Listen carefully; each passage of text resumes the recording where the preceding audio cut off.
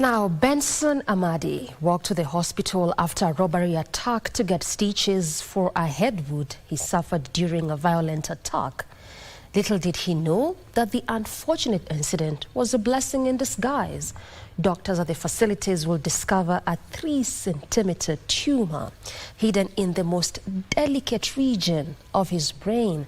The tumour was life-threatening and required emergency surgery as he was at risk of losing his eyesight or suffering a stroke. Here now is that incredible story of Benson Amadi's close shave with death as told by our reporter Wycliffe Oketch. Watch.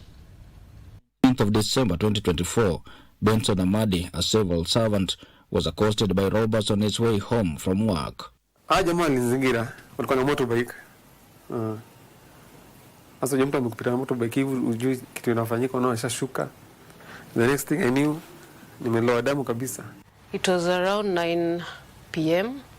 and then somebody who knew him rushed to my house and told me my husband had been attacked, and he's bleeding profusely.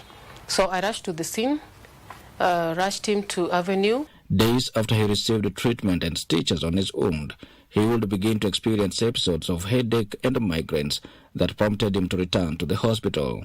It is during this checkup that he received life-changing news. We picked up the brain tumor, and this was a pituitary adenoma. So the pituitary gland is a master gland. Like the brain controls the body, pituitary gland controls rest of the hormonal glands in the body. So this gland is situated right at the center of the brain, at the base of the brain. Unajua something zile worst case zinafanyikia watu. Yani you've never pictured yourself kwa situation kama hiyo.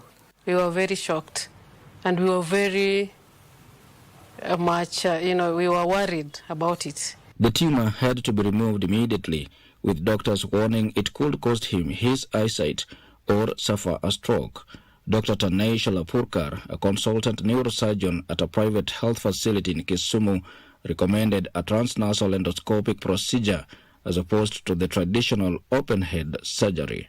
The tumors which are very deep inside the brain, they need to be removed in small bits. So every time you are going in, when we are doing an open surgery, there is always an injury of risk, injury to these two important structures whenever you are trying to remove the tumor bit by bit. So, for any neurosurgeon, the choice is always simple. The only problem is whether the equipment is available or not.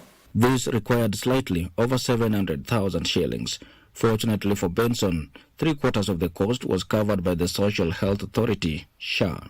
The approval took just a few hours. In fact, it was done through my cover, SHA. And I was being called, in fact, I was not even in the hospital. Wale wajafanya registration wafanye, it helps. Maana sasa kama siko na register, sijunge wajua crazy almost 600k. At the time Benson was sharing his story with us, he was recuperating. It had been 2 weeks since he had had the surgery, which had taken 9 hours and a team of 3 doctors. The doctors say they will continue to monitor his progress for the next 2 years. Looking at his post-surgery scan, we have definitely averted these 2 complications, like the blindness is definitely averted and even the risk to life is definitely averted. This is a patient who didn't have to go all the way to India to get this done in neurosurgery. And we are hoping to do the same for all our other disciplines. The robbery attack may have left Benson with a lifelong scar on his head, but he considers the ordeal a blessing in disguise.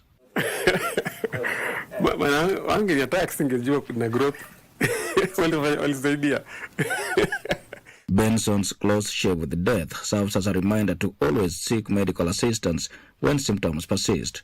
Had he ignored the persistent headaches after the stitches, doctors may have never discovered the life-threatening tumor, and his story would not have had a happy ending.